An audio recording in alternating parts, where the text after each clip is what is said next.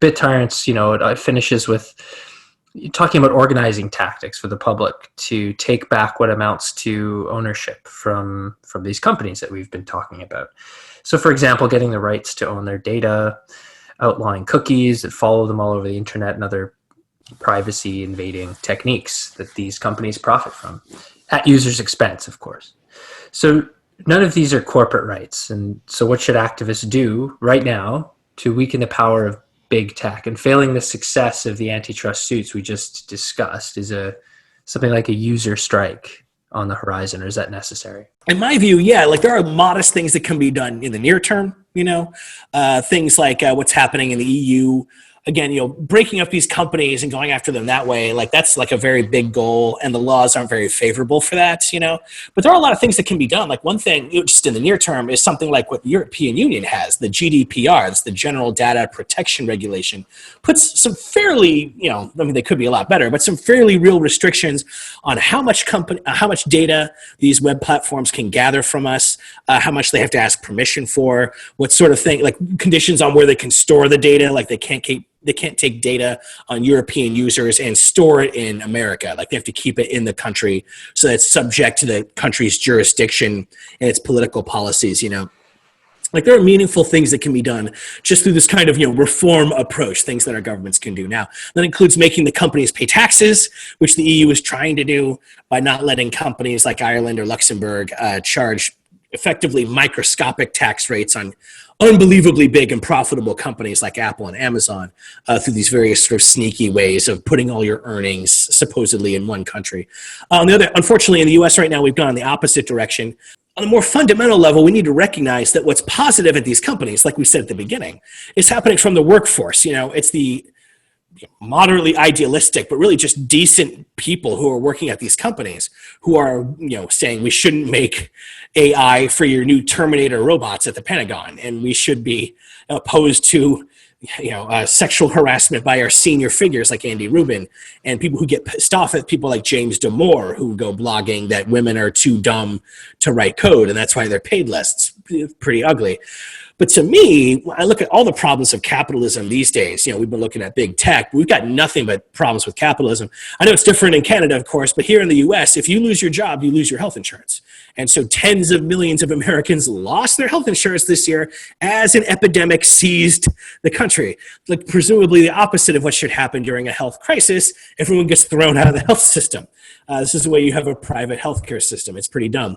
And also, when you have health insurance, like me, when you're one of the lucky 4 out of 5 Americans who gets their insurance, primarily through their employment, it's terrible insurance. You're not really insured when you have a health episode or you get COVID-19 or you get in a car crash. You're probably still going to go bankrupt. And in the United States, medical bills are the biggest cause of personal bankruptcy. But what's interesting is out of those medical bankruptcies, a majority of those people have health insurance.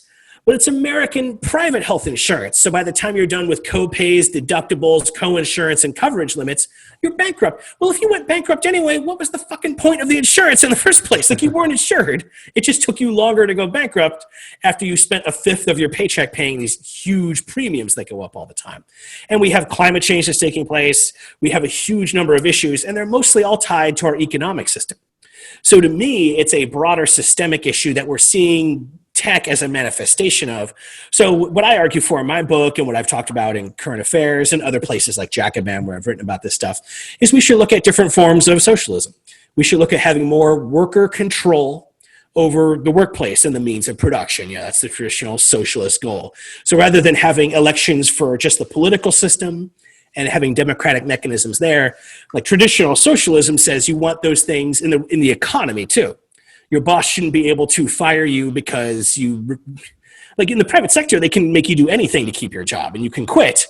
But there's a lot of power within the workplace, with the strict hierarchy, which, as we mentioned earlier, Google likes to pretend, and the other tech platforms, they like to pretend that they're immune to hierarchy. At one point, Google tried getting rid of managers over their engineers, and they brought them back after a while because the engineers, they want to focus on engineering problems. They don't want to do management and take reports, all the boring things that management and bureaucracy does, So all these things are limits on human freedom and on democracy.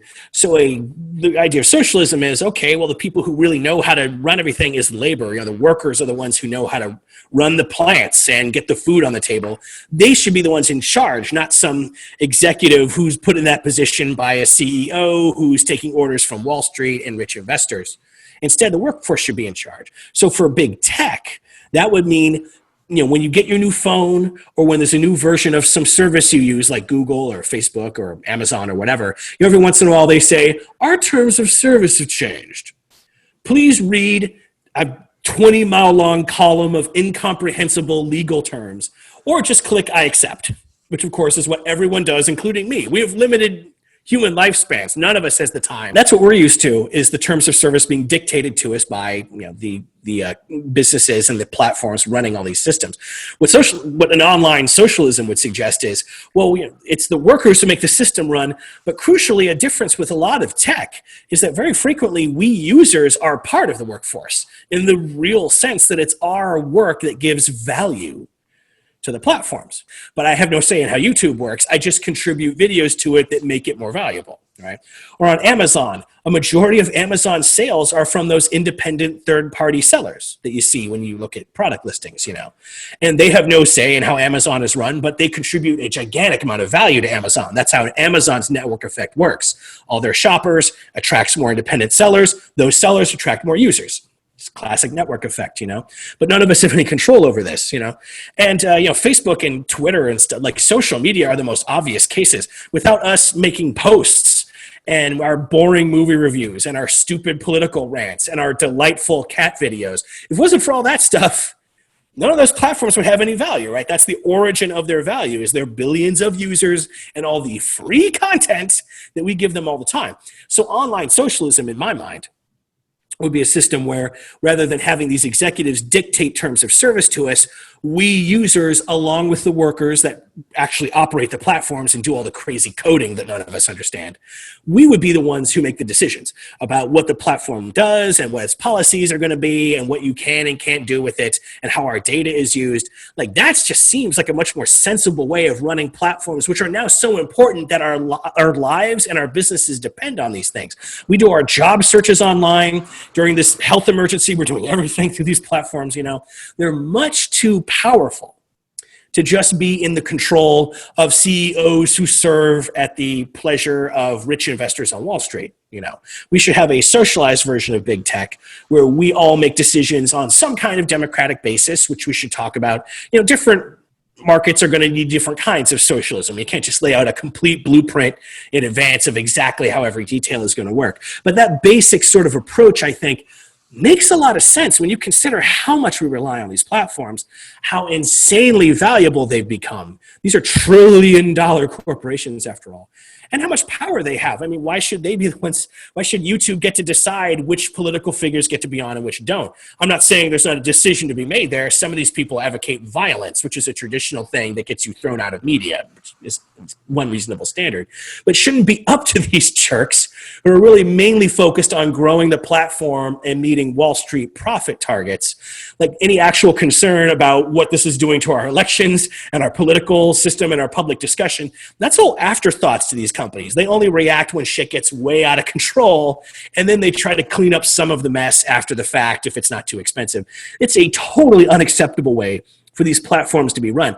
We and our parents' generation paid to develop the tech, and we're the ones that give these platforms most of their value. We should be at least involved in the decision-making on how they work and what the terms are and how our data is used. And that's what I argue in the end of the book there would be a more socialized approach. It's at least worth thinking about while we watch the government try to make changes with our wimpy competition laws.